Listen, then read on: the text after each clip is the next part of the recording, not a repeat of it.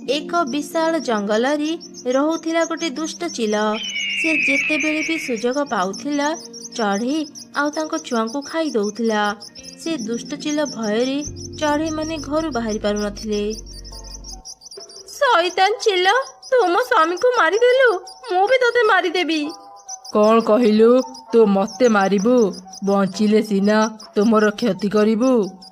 एमिति कही चिल से चढ़ई को भी मारी खाईदेला।